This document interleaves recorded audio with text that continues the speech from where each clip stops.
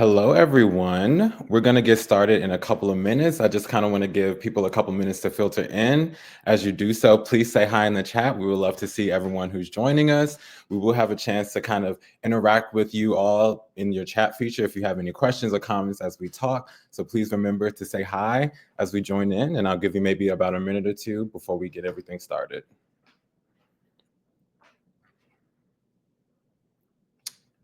Okay.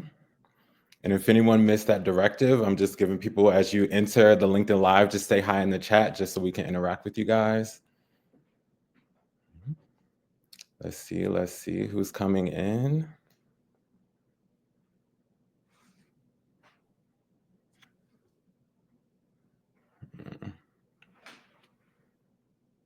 Hi, Don. Thanks for joining us. Great. And if anyone missed it, I'll give everyone about 30 more seconds or so. As you come in, just say hi in the chat, and I'll speak back to you guys. Hey, Stacy, thanks for joining us.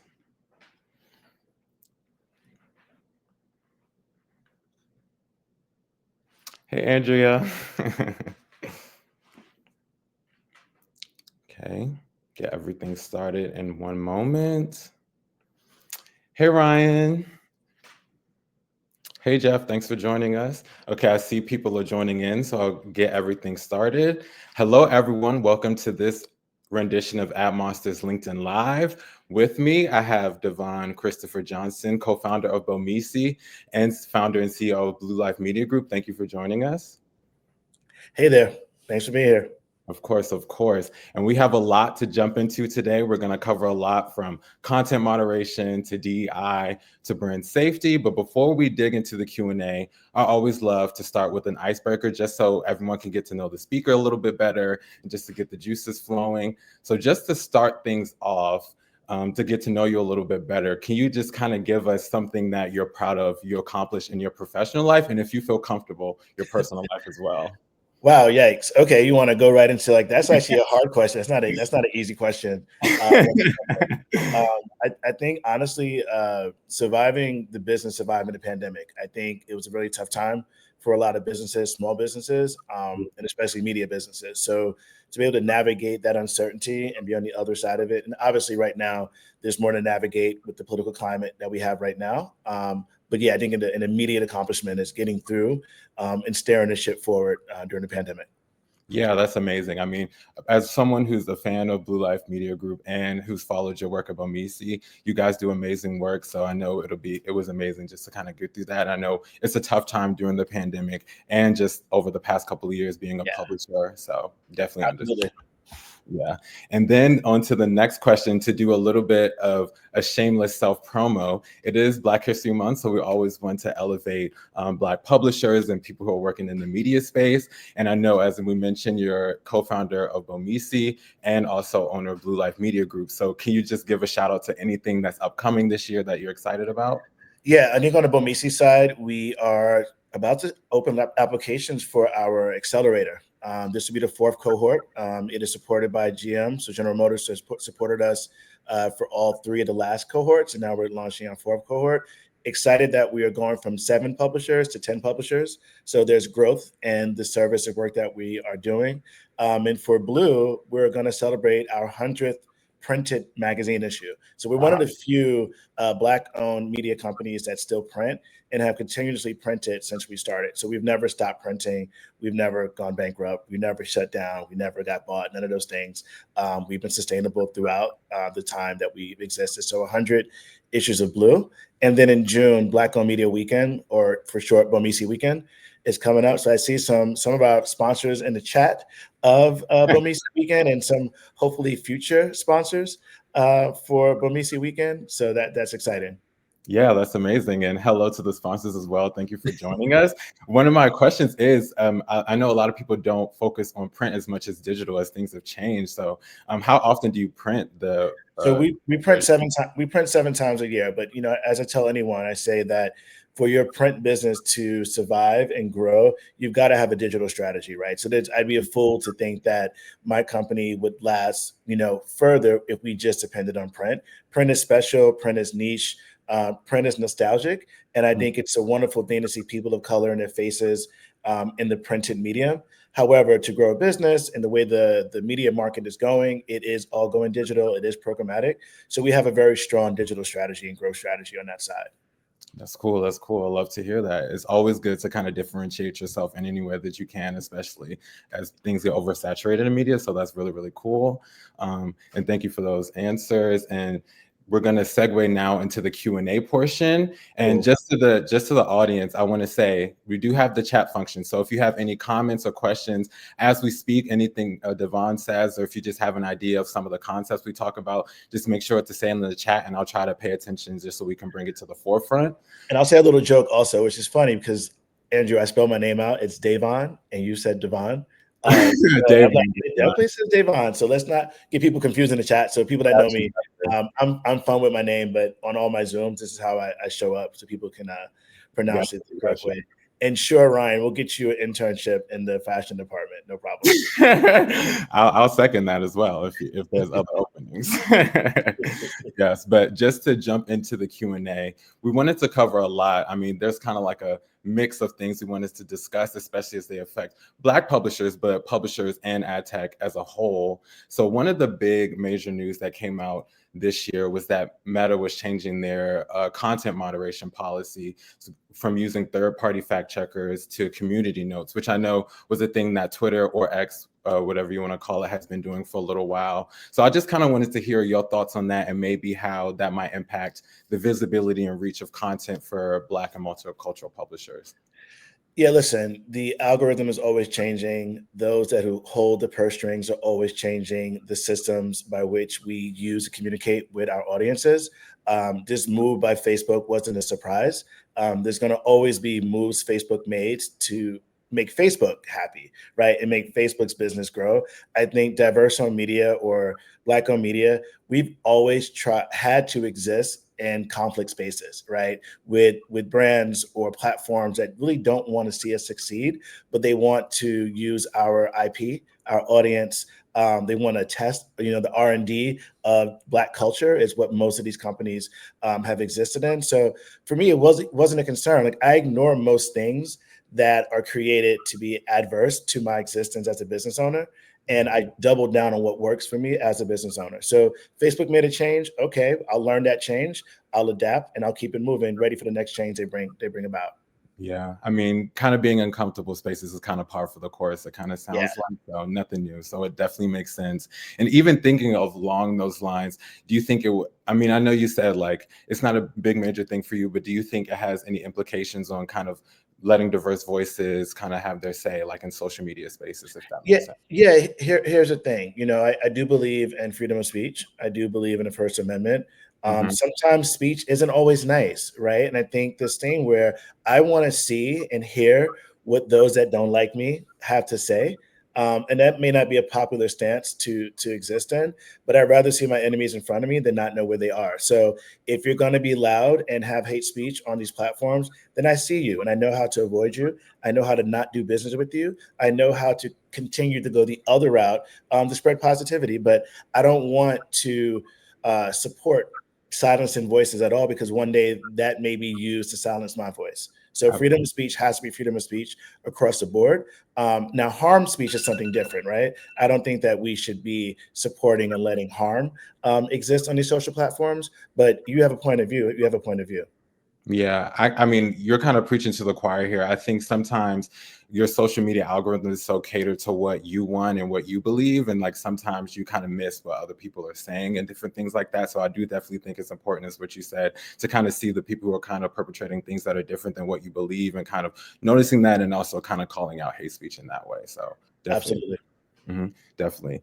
And a little bit of a segue now. I know one of the major things, especially as the new presidential administration has come in, there has definitely been a big pushback against DEI, especially on the federal level. So I know for a long time there was a trend of DEI just within a lot of industries, but especially in the advertising industry. So as these kind of executive orders have been coming in, like, has it made you think about, look, am I going to re-strategize the way I do my DEI initiatives? Have you spoken to other publishers, Black owned or not, about like how they're thinking about this? Yeah, again, probably not popular response here, but I can only just be transparent and honest. I never depended on sympathy dollars in the first place, right? It was an opportunity in 2020 for us to take advantage of a system that was trying to correct itself. And a lot of money rained down on a lot of platforms, a lot of folks. But if your business was built on sympathy, then you're in the wrong business, right? You're not going to grow your business or grow your influence if your only existence because people feel sorry for you, right? So what we did at Bomisi was like, okay, you guys want to give money out? We're going to show you how to spend that money, and we're going to do the right thing with it. And we're going to use, your sympathy efforts to show you the business case for reinvestment in diverse storytellers and diverse voices, and Black and Brown and Asian and LGBTQ and all these different other voices out there. That's what we did with Bomisi. For Blue, I've weathered many storms with Blue. We are a print publication in a world that's going digital. And I knew that this was a great moment, and we'll take advantage of it. And there's support around that. We're going to definitely take the support, but we weren't going to rely on that. And then the third part of that about that is other publishers in the ecosystem. Yeah, there are people who are hurting right now because they sat back for the last 4 years and thought that like this faucet was going to stay on and like the cup was going to keep running over. And then someone turned the faucet off and they're like, oh, okay, what do I do now? Well, you should have had your business together, because if your business is tight, then you can make the case for, you can argue against why you're not putting me in your media plan and in your strategy. But if you just relied on sympathy, that's over with now. And I'm surprised it lasted that long. America changes its mind pretty quickly. Very much. The fact that we had 3 good years, we had 3 good years. And now those who are running, legit businesses are the ones that are growing. Yeah, I mean, I think you make a very good point. Of course, the D&I initiatives were good in what they were trying to do, but of course, we're a business, we're revenue based, so you need to have plans and ways to think about that beyond just diversity, equity, and inclusion. I think is a good segue to my next question, especially for Black publishers who are very reliant on kind of these benefits and the initiatives. Like, what kind of ways can you demonstrate your value proposition to advertisers or anyone else outside of like diversity metrics? What kind of ways do you think about it in that way? Yeah, I mean, here's the thing. If you can do math, then you know that it's good business to invest in diverse voices, right? The math is simple. Who's buying my product in the next 5 years? Who's buying my product in the next 10 years? Who are my net new consumers to consume what I'm trying to sell? And that looks diverse. That looks a lot more like the America that I live in, the neighborhood I live in, and the community that we've built around Bomisi. So anyone that's choosing not to invest in future profits, choosing not to invest in future consumers, then they are actually choosing racism. And we should call them out for that, right? Because it doesn't make sense to eliminate diverse voices and diverse consumers from your marketing strategy if you're selling a product that's relevant to them. You're choosing racism by closing your budgets to diverse on publishers. And Yeah. that is the argument that should be made. Yeah, definitely. And we do have actually a question from my content director, Lindy Johnson. Does anyone know, is DEI now not a brand safe term based on what's going on in the federal government? Listen, no one's saying DEI anymore. No one's saying it, right? Because also no one knows what it means anymore, right? So DEI at its core was providing access and level playing field. So if I had the same qualifications as you, I'm not turned away just because I'm Black. It doesn't mean I get to cheat my way in. Read my resume, go on my LinkedIn. I deserve to be in the positions that I'm in. I deserve to be in the rooms that I'm in. I deserve to have a seat at the tables that I'm sitting down at. So that's what DEI is about, that you can't turn me away just because I'm Black. But that's been co-opted. So anything that looks like a non-white male over 50 feels like a DEI initiative. So we don't use that term anymore. There's different terms in the industry.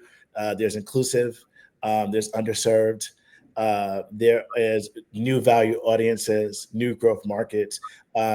DE&I still exist, right? It's the function of selling products to consumers, and those consumers are diverse. And I always go back to the consumers, right? It's not so much about me as a publisher. It's really about who I can reach for you, the advertiser and the marketer, right? Yeah. But the term, so no, we don't have to call it DEI. Fine. Let's not get stuck on the word. Let's not let that paralyze us. Let's not let that be the excuse of why your media plan wasn't chosen for a strategy. So yes, Len, it is a word that, or acronym that is a trigger word. Jonathan said reaching multicultural audiences.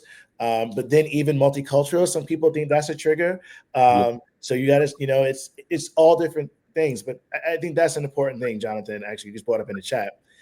Do your research, right, and find out what that brand stance on diversity is. If a brand, and I think there's a website called DEI.watch that someone from the Bomisi community created to kind of give us an update on what DEI is doing at the corporate level.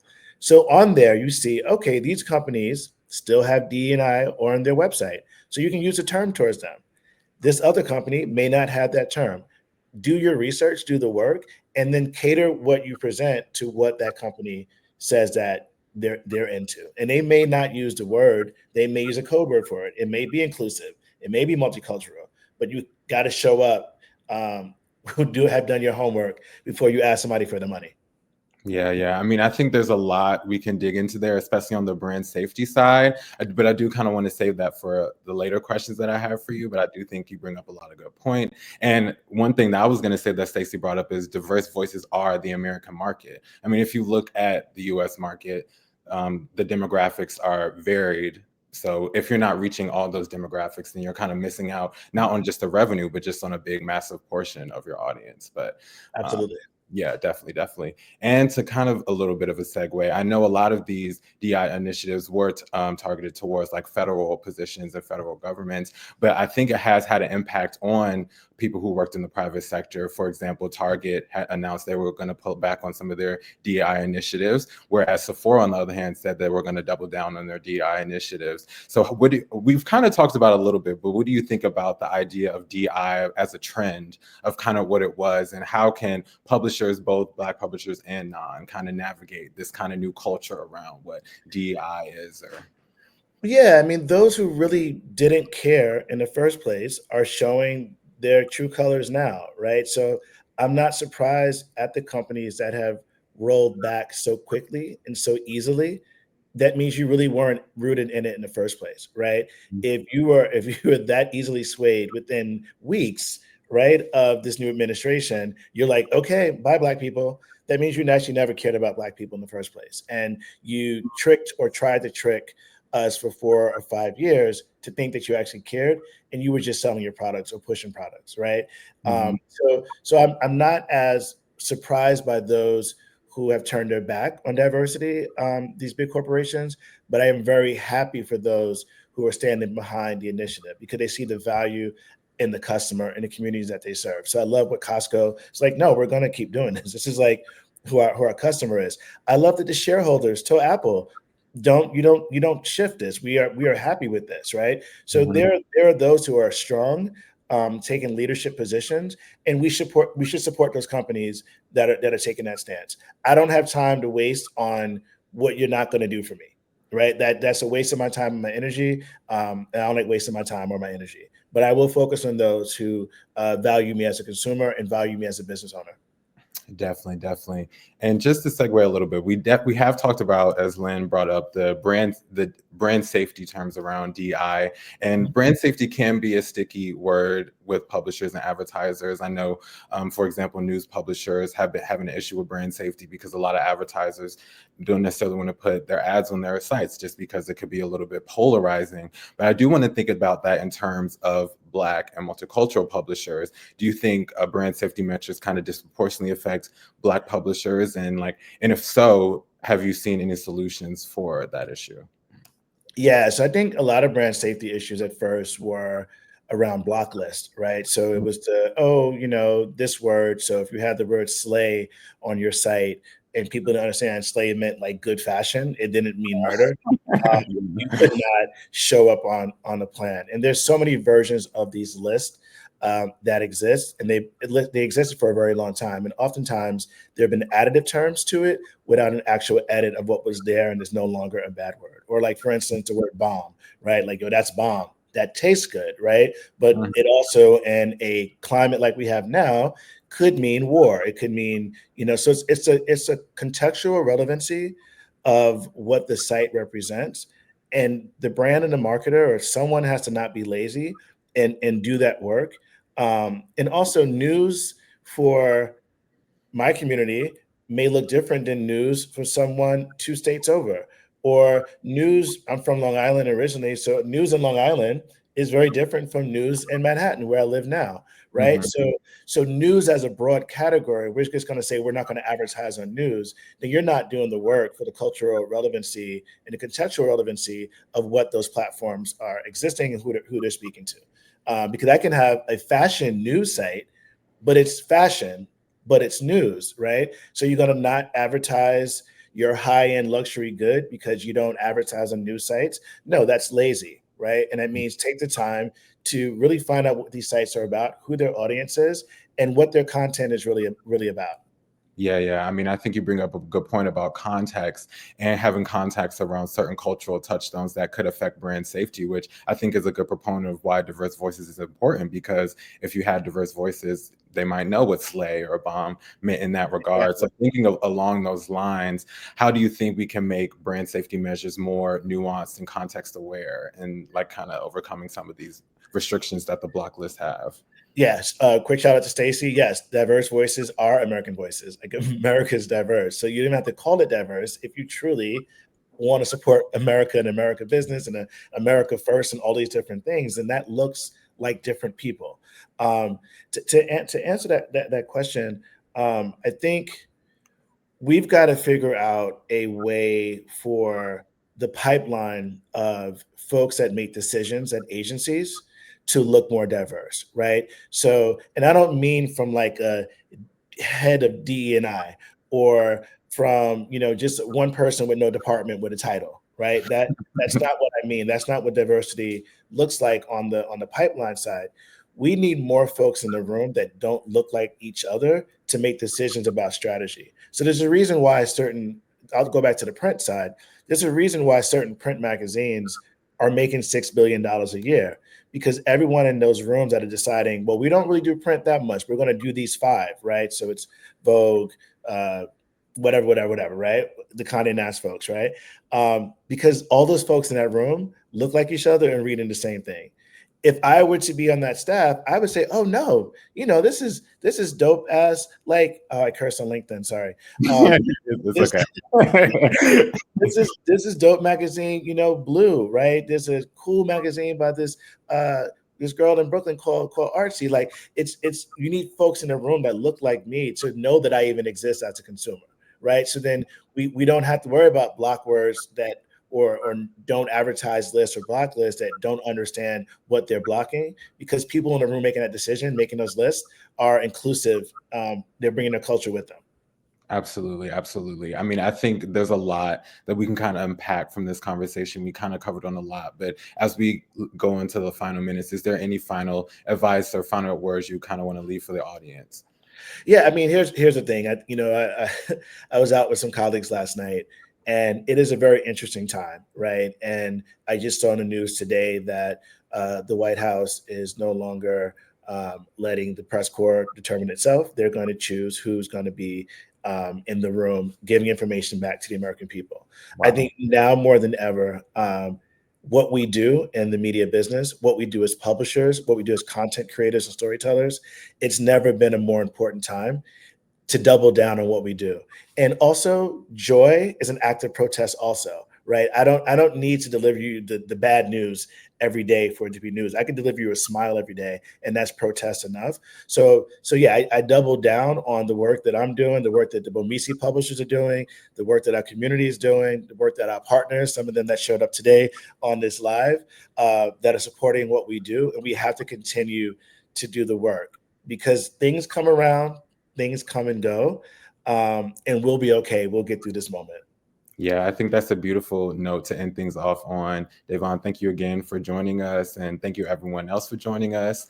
Before I do let you go, I do have a couple of announcements for upcoming At Monsters event. First up, we do have our upcoming Sell-Side Summit conference coming up in the next week. So if you are feeling a little bit of FOMO already, just make sure we do have a code. You can hit this QR code and click the code FOMO, and you can save $300 on your ticket. There are a lot of amazing sessions upcoming like this. You get to see me and some amazing speakers. We have Ryan in the chat who will be speaking on curation at the event. So we would love to have you there as well. And on top of that, We also have our Top Women Awards coming up. The nominations due in on February 28th on Friday. So if you know a woman in ad tech or nominate yourself who wants to be honored at the event, please hit the QR code there, and hope to see you there. Again, thank you for joining us on this LinkedIn Live, everyone. And thank you, Devon, for coming again. I hope everyone enjoys the rest of their day. Thank you. Thank you, guys.